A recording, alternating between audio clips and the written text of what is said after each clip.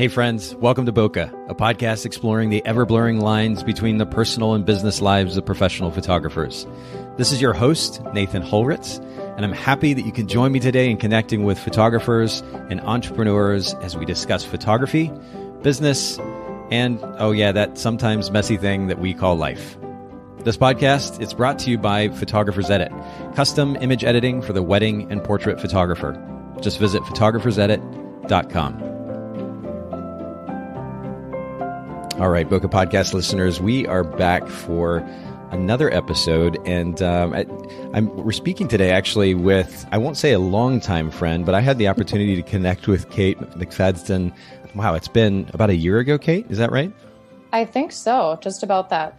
So I have another podcast, kind of a side project that at the moment is on hold, but Kate and her fiance, now fiance, were on the show. I had the opportunity to interview Kate and Andy, and it was a privilege, and we can link to that actually in the show notes for those of you who are curious. It's a podcast about relationships called A Love Portrait, and Kate and Andy were sharing at that point their journey, where they were in the relationship and what they've learned, and so make sure you check that out. But Kate is also a photographer and an experienced one at that. You mentioned earlier to me, Kate, that you've been in business for 9 years, is that right?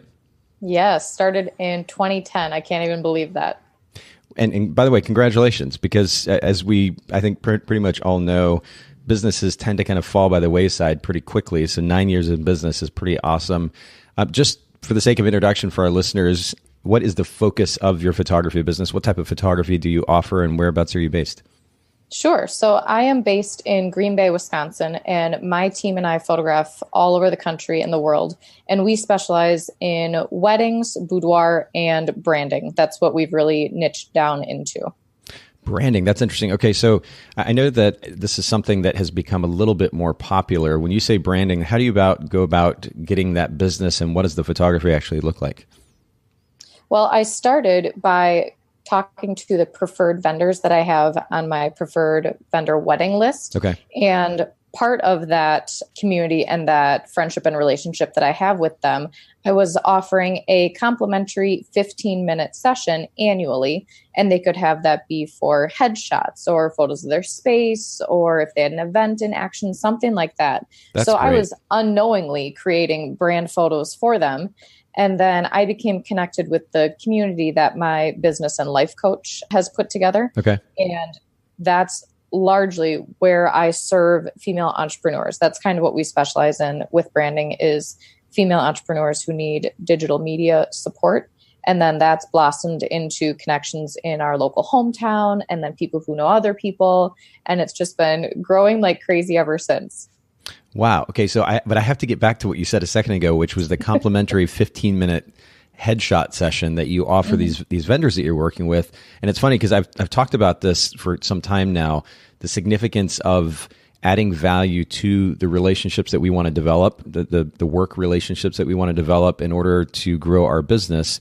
We can't just go into those relationships asking for something or expecting something. I think the focus on adding value in various ways is really, really important. But I think it should be default for everybody really to do something like you did, which is to offer those sessions just complimentary, not expecting anything other than to try to add value, make a difference in their lives and their business by doing something for them. I think that's a beautiful example for us. Thank you. And I think it actually probably blossomed from one of your earlier podcasts. I couldn't tell you which one, but there was something about creating value with that community and other vendors. And so I started doing that about, I would say, a year and a half ago. And it's been really great. I mean, you're working with an amazing team and you get to work together. And it was just a little value add that I could offer them. And, to this point, and I don't want to spend too much time here, but I think we need to emphasize again the significance of relationships that aren't just surface level. And this can look different ways. But when I think about wanting to actually connect with somebody that I work with, it's going to go beyond, hey, how's it going? How long have you been in business? All right, let's go do this thing. I want to actually get the opportunity to know them in a little bit deeper level.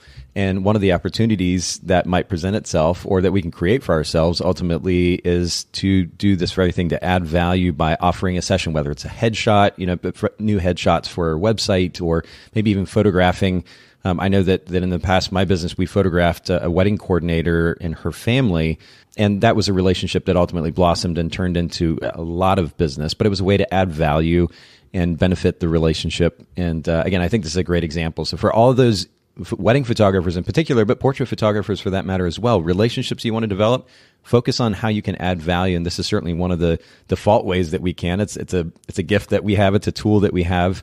And I think it's a great example to go about doing this thing, to offer free photographs for those that we want to work with. Now, talk to me about your photography business's brand position. You talked about the services, but of course, many times there's a difference between the services and what our business or our brand is actually known for, more specifically known for that maybe nobody else in our market does. And so I'm curious what you would define as your photography business's brand position. Sure. So our brand position is listed right on the homepage of our website. We are offering compassionate and consciously curated photography experiences for adventuresome souls. And that really boils down to, everybody says, oh, I love to offer a really great client experience. And we do, because the most important thing to us is making sure that we're capturing the absolute essence of either a couple, a woman, or a business. So we're really, really compassionate when it comes to listening to what's important to them, what they've gone through to get to where they are today, either in their relationship or as a woman or a business. And then we are consciously curating that photography experience to match exactly what they want to emulate, what they want to have captured, really on a deep level. And we work with a lot of adventuresome souls. So people that are looking for, engagement sessions outside of where they live, or driving a little bit from where they live, or for a boudoir session, maybe they want to go outside, or for branding, maybe we're taking their photos in a destination location where they happen to be for a retreat. People who are really looking to bring in that adventure and spice of life into their photo experience. So first of all, props to you for having that position statement on the homepage of your site. I mean, literally, and for those of you listening in, go to KLEMstudios.com and you can actually see this homepage, first thing right there, compassionate and consciously curated photography experiences for adventuresome souls. So props to you for having it right there front and center, number one. Number two, also for being able to very concisely and a funny word to use here, but efficiently communicate what that is, right? And what I mean by that is there are so many conversations I've had with photographers where I ask about a brand position. And I mean, first of all, to be fair, the idea of a brand position is not something that's talked a lot about in the photography industry. And for those of you who are curious to understand the details of this more, I'm actually I just started a book actually. It's called Positioning. And it's actually by a couple of authors, Jack Trout and Al Rise, who also, I believe, wrote the 21 Immutable Laws of Marketing.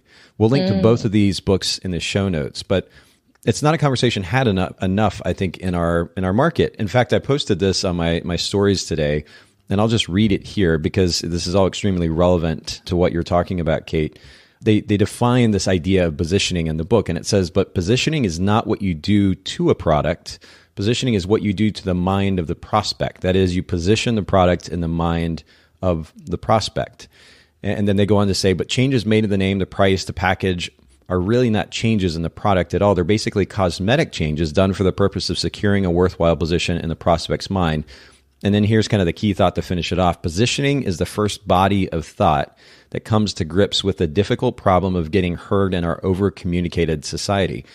And when I think about that over-communicated society, it's so many photographers are saying so much of the same thing. For a while, there was a trend you saw, like it was you pick 3 words that represent your brand, and I mean that's cute, and maybe it kind of works, and maybe somehow in some cases it was actually tying into a position of the brand. But how much did that actually mean to the client or potential client? And then how did that actually set the photographer apart in the client's mind in such a way that when they want, for example, adventuresome photography, they immediately think about Kate and Clem Studios. I want to go there because I know that is what Clem Studios represents. It's really important to have a distinct brand position. And so anyway, I won't continue on about that any longer, but those books, and particularly Positioning, if you all have not read that before, grab a copy. We'll link to both those books in the show notes. You can check it out. And again, I have to give you major props, Kate, for being really clear and concise, knowing what it is that you offer, and putting it front and center for everybody that comes to the site.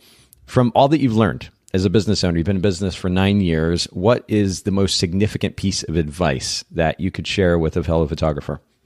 I think the biggest piece of advice that I could give another photographer would be start before you're ready and never stop learning. There's a lot of fear that can come up. Fear is a really, really big limiting belief for a lot of people. And whether that looks like a flavor of I don't know enough, or I'm not smart enough, or I'm not good enough, start before you think you're ready, because that's going to propel you beyond anything that you've even imagined. I know that it's really scary. I know that it can be really vulnerable to put yourself out there. But then if you pair that with continuing learning and always absorbing information and putting yourself out there and wanting to learn new things, you are going to go so much farther than you could have ever imagined. I started very early in my career, and I somewhat held myself back with that when it came to, the fears that I had and things that were holding me back. And I wish that I would have jumped in even deeper, even sooner.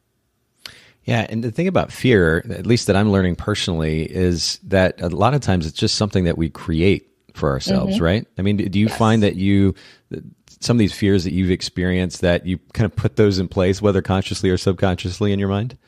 Oh, absolutely. They're all stories that I'm making up. Either, somebody's going to think this about me, or I'm thinking this about myself. I mean, everything really is a story that we're making up. And it's the way that we choose to believe it or feed into it that can affect the decisions that we make and the outcome that we have.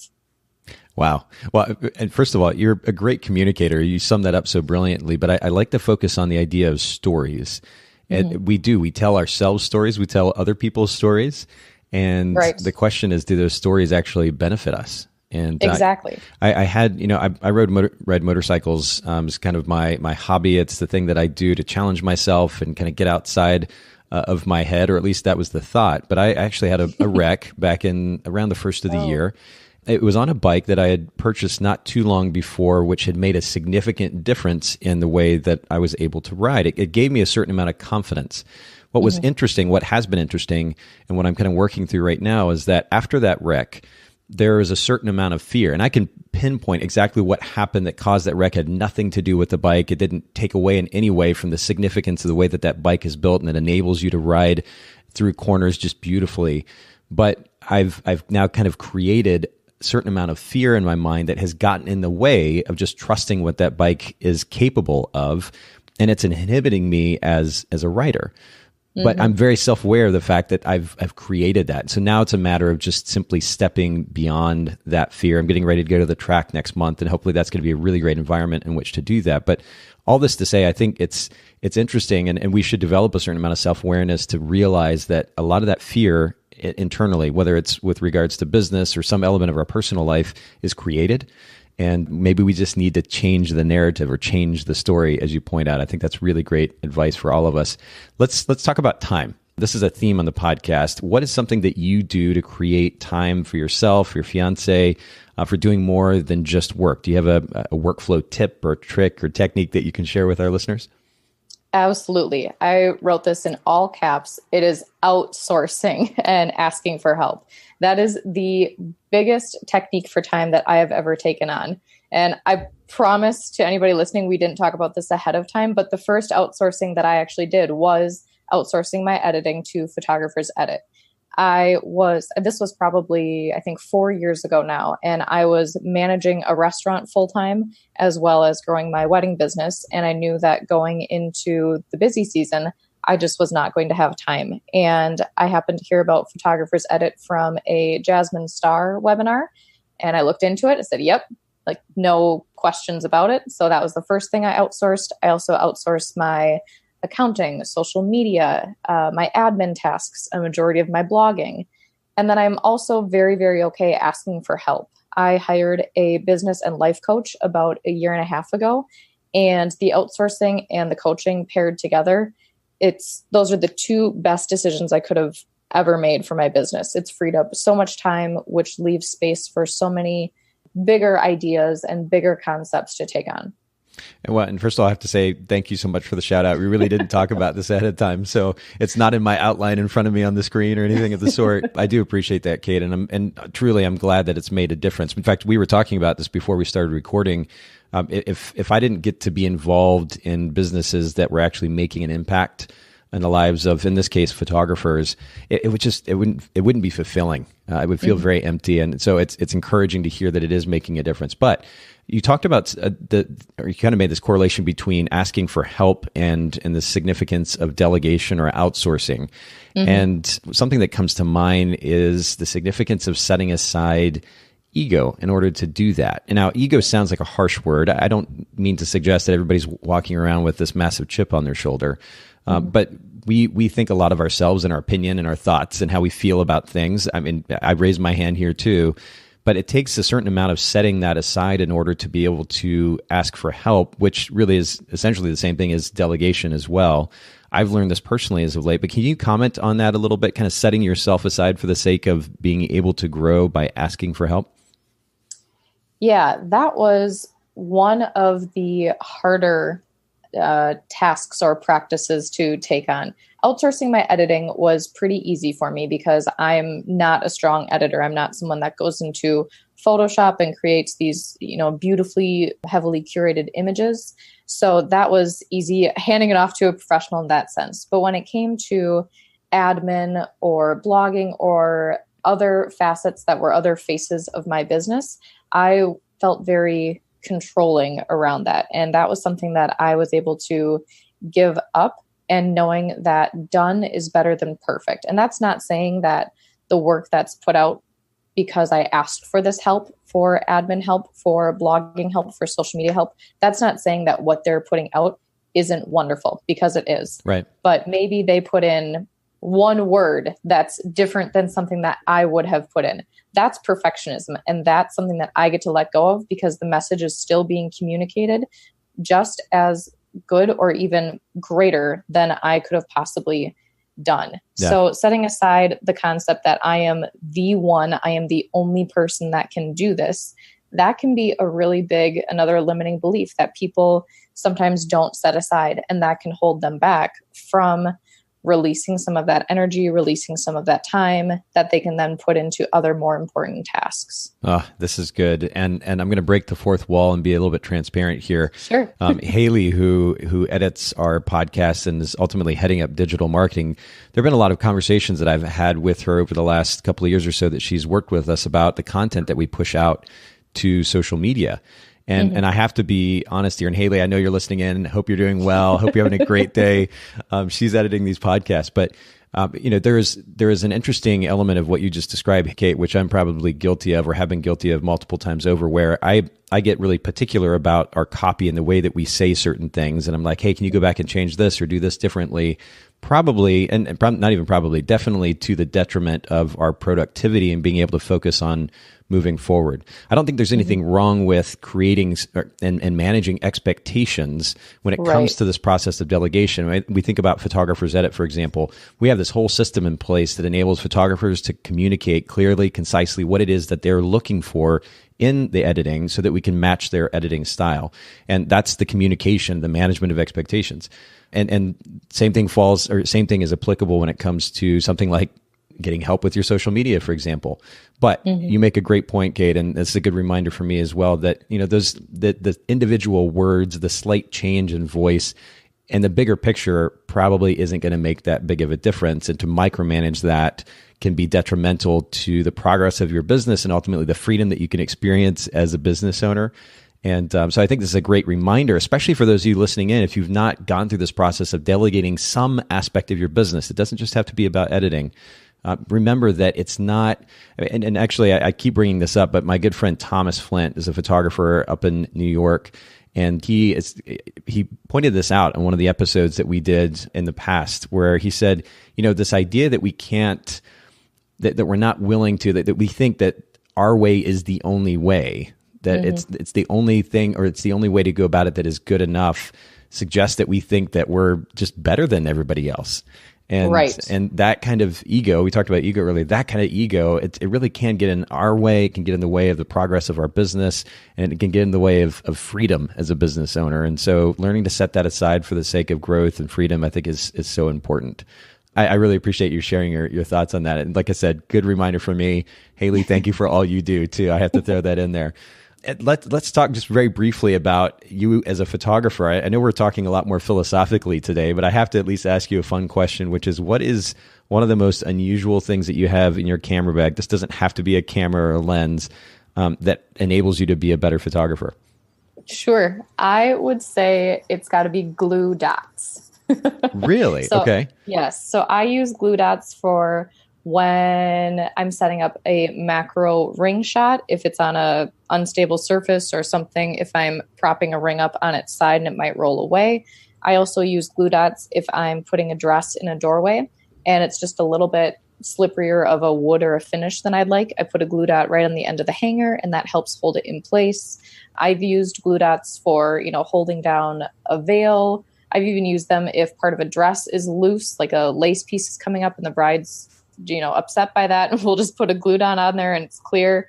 They are my little magic clear dots. That is, I think this has to be some of the best advice, or not even advice, like little tips that we've had on the podcast yet. I've never personally used a glue dot. So I'm assuming that you can remove them after the fact. Are they just adhesive? Yes. But they call them glue, or how does it work? They come off super easily. It's almost like a hot glue dot, like right before it dries. I get them either at Office Depot or Office Max, any office supply store, and they just come in small little discs about the size of your, pinky nail, and they peel off and you can ball them up. You can leave them flat. They're pretty versatile. That's really cool. Okay. Well, I'm sure Haley can find a link to them in the show notes on Amazon or somewhere that we can link to. So for those of you listening in, by the way, the show notes, Bokeh, Bokeh podcast.com, go to this episode and there are detailed show notes that go along with the episode. Haley's gone to the extent not only of including links that we refer to, but also even time-stamping elements of the episode so you can jump to those and listen to those particular elements if you don't have a full hour to listen to an episode. Make sure you take advantage, bokehpodcast.com, and we'll certainly link to the glue dots. Let's jump on to our primary focus today, Kate, which is something that I'm really excited about, genuinely excited about. We hear a good bit in our industry these days, fortunately, about the significance of having a why that drives everything that we do. If I'm to talk about my why personally, it would center around two concepts: time and relationships. And so if you look at my podcast, you look at Photographers Edit, I'm in the process right now of getting ready to launch another business, which we'll talk about at some point in the near future. They center around either time or relationships or both. And of course, I can speak to why those concepts are important to me. But leading up to our conversation today, you said via email that leading with love and spreading love are my calling in life, and having that shine through the experiences I provide is one of the biggest responsibilities that I have. So will you comment on that statement, explain kind of where this calling comes from and what the backstory is? Absolutely. So this positioning, my why, has been developing over probably the past 4 or 5 years. As a wedding photographer, I'm around love all of the time. And same with boudoir and branding. For boudoir, they either love a significant other or themselves. For branding, they love their business and what they're creating. So I was noticing these topics of love continually coming up. And when it came to wedding photography, that's the most intimate interaction that I'm having with two people that are in love, is through their engagement session and their wedding. And I was recognizing these energies that were coming off of certain couples that were so strong, and you could tell that they were so connected, and kind of almost the iconic love stories that you want to be connected to, where it was like a beacon of light shining out of, oh, these two people are so very clearly meant to be together. And at the time when I started recognizing that, I myself wasn't in a happier, healthy relationship. I was in a point where I knew that I deserved better, and I wasn't sure how to get there or what that looked like. So fast forward to now, and I am in the happiest, healthiest relationship of my life. This is everything that I have visualized, everything that I know that I deserve, that he deserves. And I would say that, not to be cutesy, but that this is what's meant to be and that we're meant to be together. And whether it's, fate or divine intervention or whatever it may be, recognizing that there are these powerful love stories around us and how powerful love is, that it can change lives. It can affect who we are as a person, who we are as a business owner.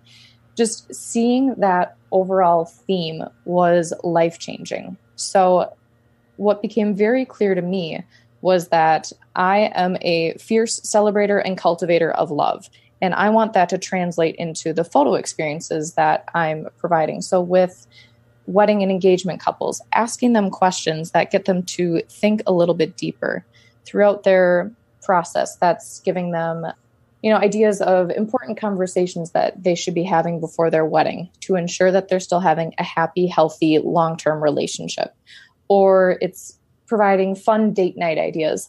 Anything around love and spreading love and making sure that the people in my community that I'm connected to are seeing love and cultivating it in their own lives. That feels like it is my life's mission.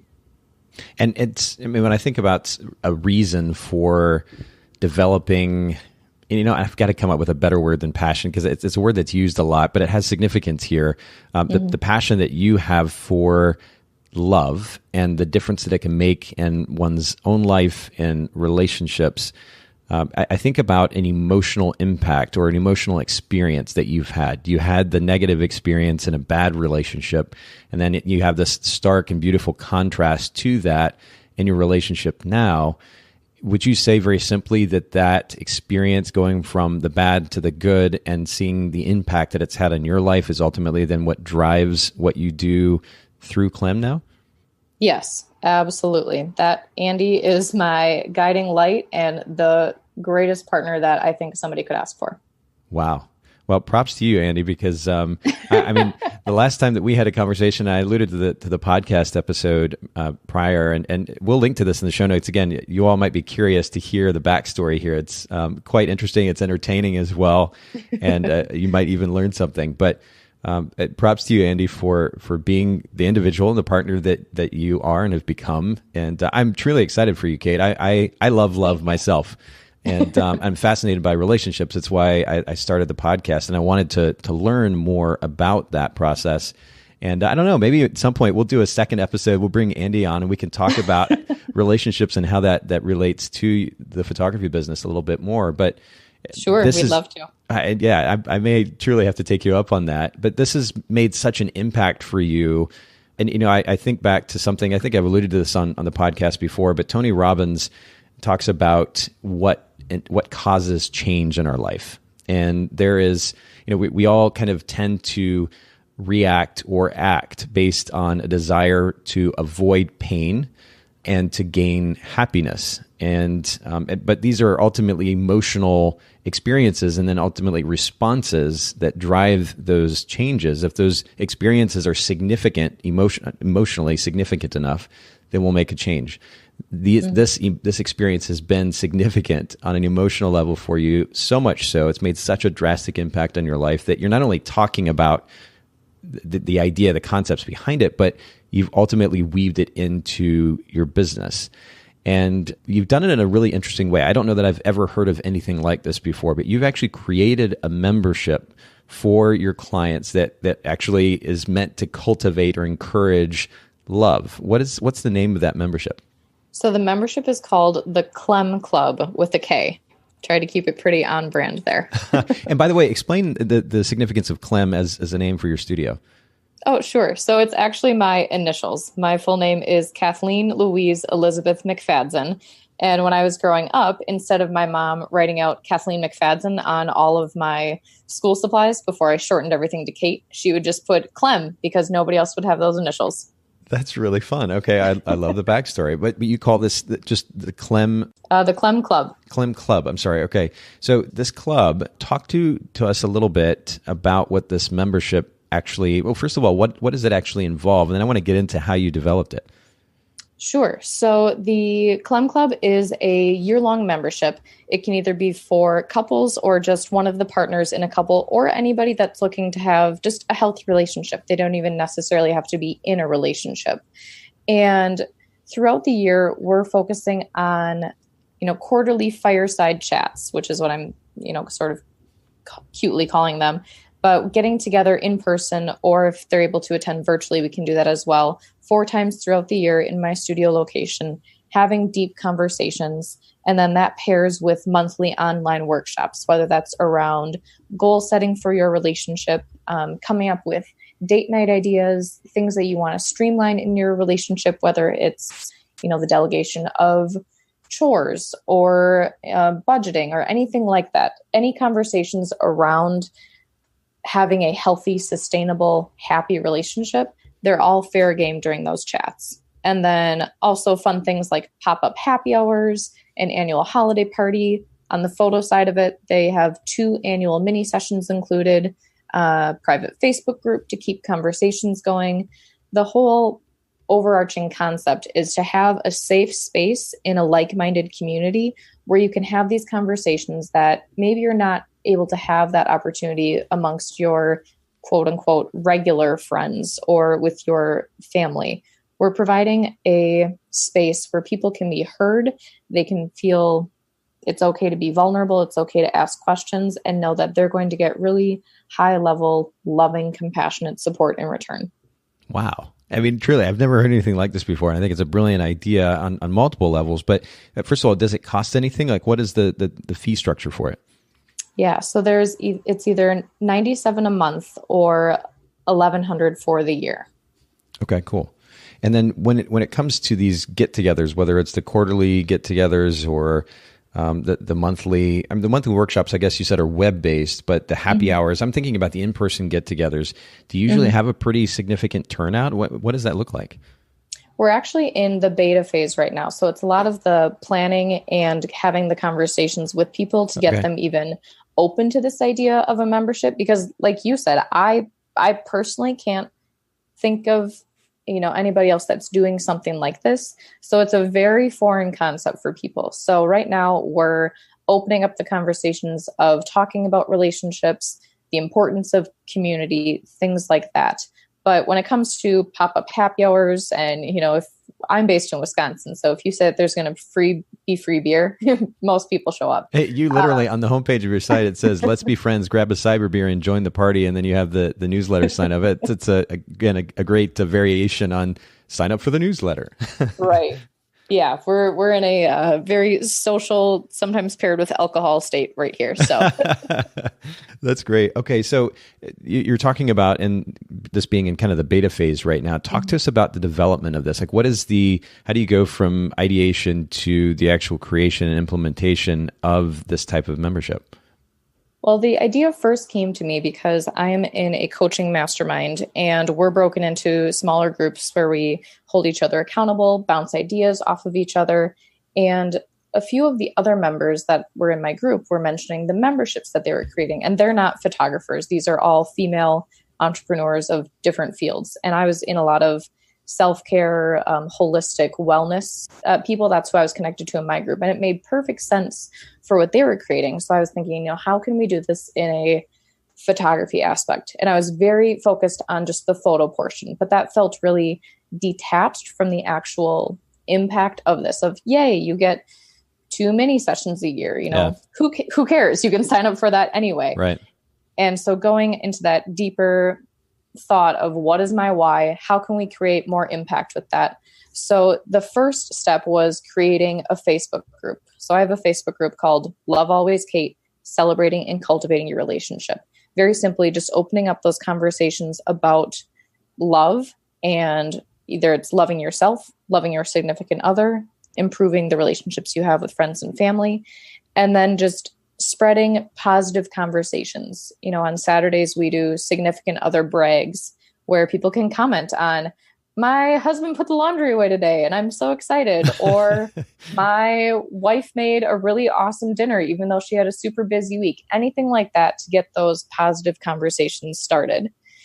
And then the next step has been doing more Facebook Lives. On the docket for this year, we'll be doing some virtual Zoom calls probably tailored around, goal setting in your relationship or goal setting for your life or having hard conversations, things like that, where we can hone in even deeper on, okay, who are the target people that we are really talking to and who are the people that are interested. So really gauging what conversations are resonating with people.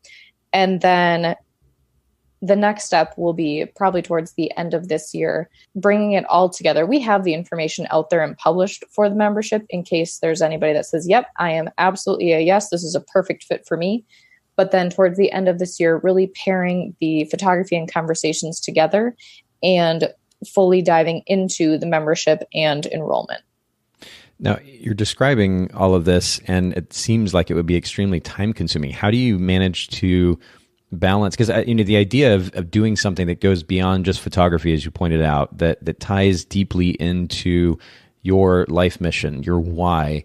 I think this is a concept that will be extremely appealing to a lot of photographers. But then the question therein is time. Like, how do I have the time to do this on top of my photography business and still work on my own relationships at home? How do you manage all of this? I have a VA who is a saint. Awesome. She handles a lot. She does all of my social media and a lot of my admin tasks. We meet once a month to look at what our overall goal is for that month. Love it. And making sure that the conversations that we're having on social media really align with this message and mission of spreading love. Okay. So the bulk of the social media work that she is doing is in my Facebook group and then my Instagram. So we're making sure that those conversations in the Facebook group leading up to this membership are very focused on positivity, love, but keeping it real and be like, hey, you know what? Sometimes things are hard. Here are some tips to combating difficult conversations or hard times. We're very focused for that. We typically meet for about 2 hours once a month, and then we check in once a week. So outsourcing to her is a great way that we can stay on top of our time, making sure that we're making the most of it. And then, I'm not just talking the talk, I'm walking the walk. So I make sure that I have fairly set work hours. So usually within an hour of Andy coming home, I am done with work. And then sometimes we have a project we're working on together. Sometimes we just take our individual time and he plays a video game and maybe I'll go out with some girlfriends. But we're always checking in, making sure that, hey, how was your day? Really, how are you feeling? You seem a little bit off. You want to go outside and have a bonfire, have a beer, making sure that we're having those connection points. And we set aside monthly date nights. We do quarterly getaways and we just put them on the calendar. That way it's already on there. We don't have to think anymore about it. And then that also allows for us to have some flexibility too. If Andy comes home and he says, I've got lesson plans that I have to do, I say, great, I'll work on this sort of a thing. It's all about that open communication, but still having some boundaries of, I'm done with work at this time. You're important to me. Let's set aside this time to work on a relationship. And then just knowing that my VA is taking care of the rest of it and those important conversations. And did you find the VA yourself, or did you go through a service, or what did that look like? I found her myself. She is actually the wife of one of Andy's best friends. And I wasn't even aware that she offered this service. And I happened to be having a conversation with her about how I needed some support. And she said, do you know that's exactly what I do? Wow. I said, great, let's work together. Wow. And this is something that she does full time or just as kind of a side gig? Full time, yes. Wow. I wonder if maybe, do you think that we could link to information about her in our show notes as well? Sure. So her name is Kasner Marketing. I'll be quite honest, I'm not sure if she's taking on any more clients at this time. She also is a creative and a crafter herself, so she's growing her Etsy business as well. But she loves having conversations with people, so you could definitely reach out to her. Perfect. And Kasner, how's that spelled? Kassn as in Nancy, ER Marketing. Perfect. And we'll link to that in the show notes. We've talked about VAs in the past in the podcast. And honestly, this is something that I'm at a stage right now where, in addition to the wonderful team that I have, the idea of having a VA to help with some other tasks to free me up even more is really appealing. So this may be something I have to look into personally as well. But I really appreciate you sharing that. You talked about goals, setting goals with your VA. What are your ultimate goals for this program, for this club that you've created for your clients? I would love to work with 25, I'll say individuals, but with their membership, they're allowed to bring a guest to any of the meetings. So 25 to 50 individuals that are really committed to growing their relationships. And beyond that, I honestly don't know what that impact looks like. That's just the number that when I've visualized this membership that keeps popping up for me, that feels like a really great fit. And from there, who knows how many other people those 25 people can impact when they come back from a meeting or a workshop and say, wow, this community that I'm in, they were talking about this topic, and I tried this thing and it really worked for us. And she's telling a friend who might not be a great fit for the membership, but that really resonates with her. And then they start practicing that and their relationship is happier and healthier. I honestly don't know what the end impact looks like, but I know that we want to start with 25 individuals fairly local to our area that we can really build a strong community that they can know, trust, and love. Well, but you said, you alluded to this idea earlier of not necessarily having all of the answers, but stepping out, going for it. I think what you have described here is a extremely healthy balance of planning, but then also going for it. So you have an initial goal in mind, but you don't know what it's going to turn into. And yet it's all rooted in this thing that is really a mission for you in life, which is beautiful. I mean, and it goes beyond you. It's not about you. It's about something that's bigger than you in the end. Mm-hmm. And you point out the reality, which is that those couples who become, or maybe even individuals who become part of this club, they can potentially impact others. And so the reach is even greater in the end, which is a really beautiful thing. You talked about the classes or the workshops. Who is going to be teaching those? Are you bringing experts on? Or are you sharing what you've learned, maybe a combination of the above? It'll be a combination. So I think sharing part of my story and my journey paired with what I've learned in my business and life coaching will be impactful. Just keeping that authenticity in the membership of, here's why I created it, and here's what is possible. Not saying that my path is the only path, but just that it's one of the possibilities. Yeah. But then also bringing in other experts. So like my business and life coach, she's really, really wonderful around mindset and abundance. I'm also connected to other couples coaches that they would be a really great resource. I'm lucky to have a great community that I can pull from and feature them as well. So I imagine it being a collaboration between myself and a number of people. Well, and getting that, I don't know, the combination I think is really great because there's some transparency and vulnerability that ultimately leads to connection with your clients, which I think is a significant element of the value that you're adding through this club. I mean, the reality is that it may ultimately drive additional business to your actual photography business, but you're going way beyond that and adding value. And then through transparency, have the opportunity to connect with these clients in a way that you wouldn't necessarily have had as just their so-called photographer. And it's a really beautiful thing. But then when I think about bringing outside experts in, I was actually just listening to a really impactful podcast episode. Are you familiar with Dax Shepard, the actor? Yep. Yeah, so he's got a podcast that I've listened to a little bit over time, but it's called Armchair Expert, and he did a recent episode with Esther Perel, who I'm a huge fan of. She wrote Mating in Captivity as a book that I think I've probably talked about here on the podcast before. She has done at least one, maybe two TED Talks. And to hear her perspective on relationships is just it's a fascinating and invigorating thing. And the idea of having somebody who has experience like that come in and also share, I think is a really, really great idea.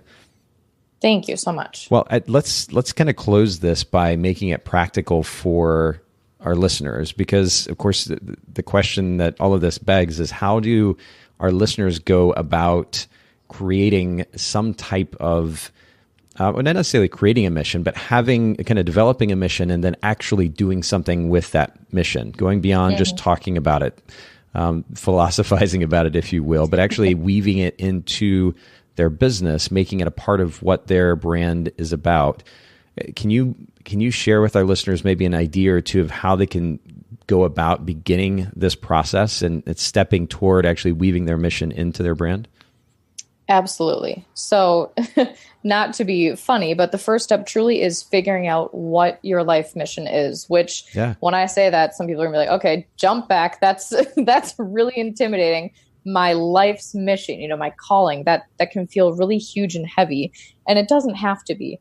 Think about what's something that you truly connect with and something that lights you up inside. Maybe it's empowering women. Maybe it's protecting the environment. Whatever your potential why might be, look inside and think about the causes and philosophies that you're already passionate about.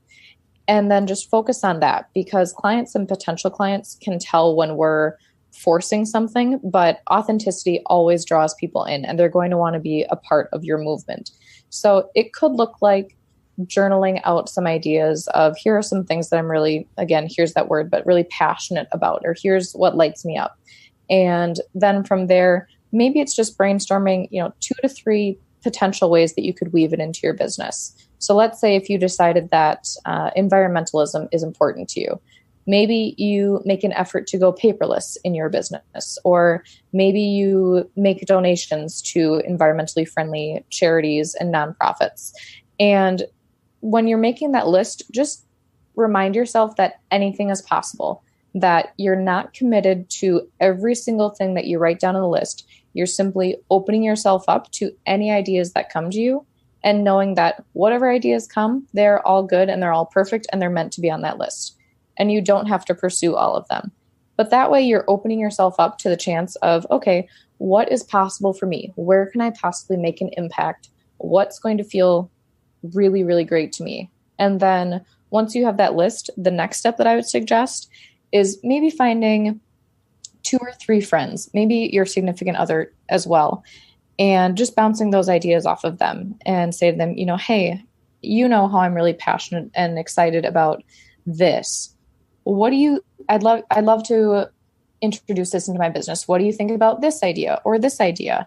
Or if you don't have anyone in your life that, could do that for you, first, anyone is always welcome to reach out to me. I love having those conversations, whether it's social media or email or phone.